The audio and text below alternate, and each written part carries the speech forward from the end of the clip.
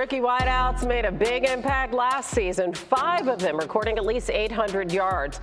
And from a fantasy perspective, 5 rookies ranking among the top 30 receivers in fantasy points per game. The Rams' Puka Nacua leading the way. He finished 6th at wide receiver and set the rookie record for receptions and receiving yards, which got us to thinking about all those new faces. So our man at the touchscreen holding it down on NFL Live, Field Yates. The floor is yours. Hannah, thank you very much. And we would love to find ourselves another Puka Nacua this year amongst rookie wide receivers. The good news is we might have one. Let's rank these guys 5 through 1. And truthfully, there are going to be some good names left off this list. That's how special this year's wide receiver class was. So, number 5, Bills take Keon Coleman with the first pick in the second round of this year's draft. I believe the Bills wide receiver 1 this year will be a wide receiver by committee. It'll be Curtis Coleman. It'll be Curtis Samuel. It'll be Keon Coleman. It'll be Dalton Kincaid, the tight end some weeks. That being said, Coleman's such a valuable red zone weapon with that excellent size. He plays above the rim like a basketball player. You know why, Hannah? He was a basketball player for 1 season at Michigan State. Didn't run great at the 40. That's not enough for me to feel like this guy can't be an instant impact contributor for the Bills. They're going to need him, obviously, with the departure of Stephon Diggs and Gabe Davis. Number 4. Somebody's got to catch passes for the Chargers, right? How about Ladd McConkey, who was taken just after Keon Coleman, 34th overall in the draft after the Chargers moved up. Of course, they traded away Keenan Allen. They moved off of Mike Williams. Somebody needs to be their wide receiver 1, and with Justin Herbert as your quarterback, you have no concerns about whether the guy can get the football there. Ladd McConkey, one of the best route runners in the entire class, has incredible speed as well. Caught the football much more reliably in 2023 than he did in 2022. Not a big guy, but he could patrol from the slot and also lead this team in targets this upcoming season. As we all know, there were 3 great receivers at the top of this year's draft class.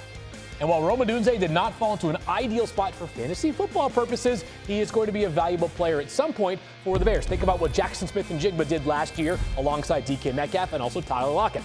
9th overall pick. He might be 3rd in targets amongst these Bears receivers with Keenan Allen and also, of course, DJ Moore. Way too good in the red zone. One of the best fade and go ball receivers in all of college football last season. Wouldn't surprise me if Caleb Williams targets him frequently in such route concepts. Way too good of a player to be ignored in fantasy football. He could have landed in Mars and I still would have liked Rome Odunze at some point in my fantasy rankings. Number 2, Malik Neighbors. Special football player, people. Most explosive wide receiver. Heck, the most explosive player in the entire 2024 NFL draft class. He has a chance to make an instant impact like another former LSU wide receiver who got drafted by the Giants in the 1st round. Neighbors was incredible down the field because his speed is just that good. He's also a missed tackle forcing machine. He's so elusive. He can take a 10-yard pass and turn it into a 50-yard game. I think the most explosive player maybe since Tyreek Hill amongst wide receivers in the draft, which is crazy to think because there have been some great receivers since that time. And then number 1, no surprise here, Marvin Harrison Jr., number one wide receiver in the draft, 4th overall, first non-quarterback taken in the draft. It's a great landing spot as well. There was no number 1 wide receiver in place in Arizona. Their number 1 pass catcher besides Marvin Harrison Jr. is Trey McBride. He'll handle the middle of the field. Kyler Murray will be targeting Marvin Harrison Jr. everywhere else. Not only was he the best receiver in this year's draft class, he was the most pro-ready prospect in the entire class, Hannah. I have him as the number 10 receiver overall on my board.